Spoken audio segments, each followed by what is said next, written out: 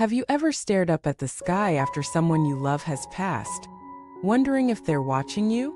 Have you ever asked yourself whether there is anything you can still do for them, even though they're no longer physically by your side? Welcome back to this channel, a space where we face the most profound questions of life, loss, and meaning. Today's topic is not just about grief. It's about love, the kind of love that stretches beyond space and time, the kind that continues long after physical life ends. We're going to explore a concept that is both ancient and deeply personal. The idea that what we do here as the living still matters for those who have passed on. That our hearts, our actions, our choices carry weight, not just for ourselves, but for the souls of those we love. It's a subject that calls for reverence. So wherever you are right now, take a moment to slow down, to breathe, to feel. Because this isn't just a video. It's a conversation between worlds. Let us begin with a story. There was a woman named Claire whose mother had recently passed away. They had a complicated relationship, deep love, but also unresolved tensions, moments left unspoken. After the funeral, Claire felt lost, empty. She kept asking, "Is that it? Is this all I can do?" One evening, while sitting quietly in her room, she remembered a story her mother used to tell her, a bedtime story about stars being souls watching over the world. That night, for the first time, Claire looked up at the sky and said, "Mom, I hope you're okay." And something shifted. She began speaking to her mother regularly, not in grief but in love. She started doing kind things in her mother's name, donated to causes her mother cared about, made her favorite recipes, told stories about her. And slowly the pain softened, because Claire began to realize she was still in a relationship with her mother.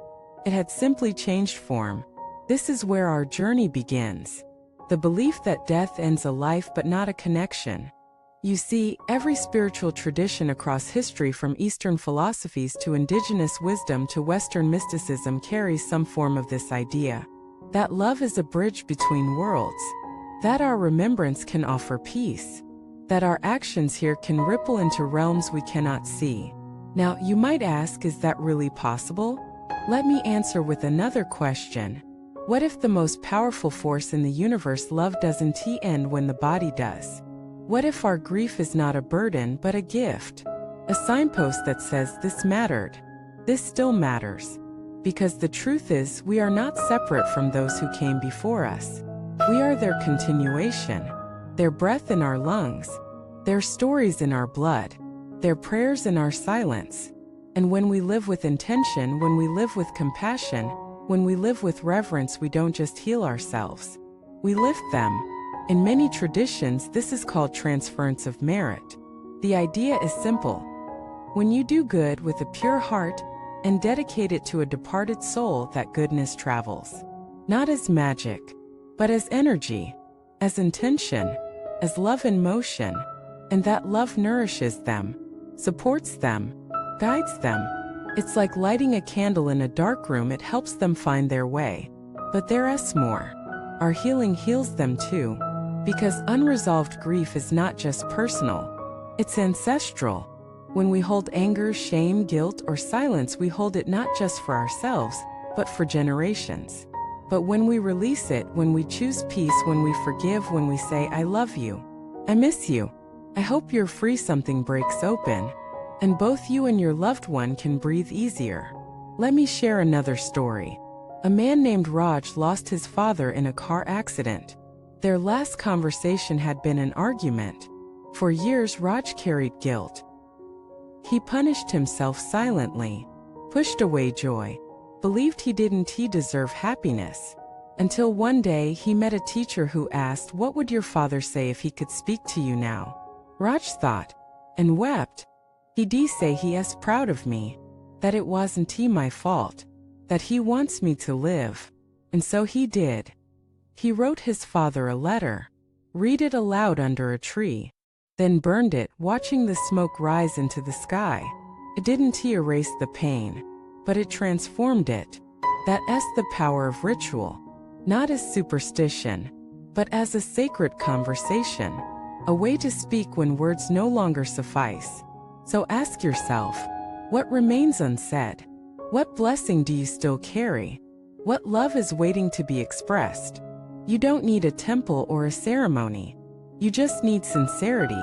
Sit quietly. Light a candle. Place a photo. Say their name. Speak your heart.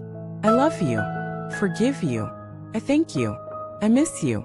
Be at peace. And feel the shift. Now, here is something even more beautiful. When you live well, you honor them. Not by being perfect, but by being present. When you laugh, they laugh through you. When you help someone, their kindness lives on. When you break a harmful cycle, their story evolves. Because you are not a separate chapter. You are the next page. And every act of courage, compassion, truth, or love, you write it for them too. This is how we move from grief to gratitude, from loss to legacy, by realizing that the greatest tribute we can offer those we've lost is how we live.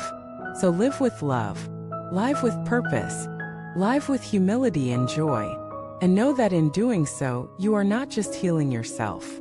You are offering light to those who walked before. And that light will never be lost. It will shine through you, through those you touch, through every moment that carries their memory forward. This is not the end. This is continuation. Thank you for watching this video.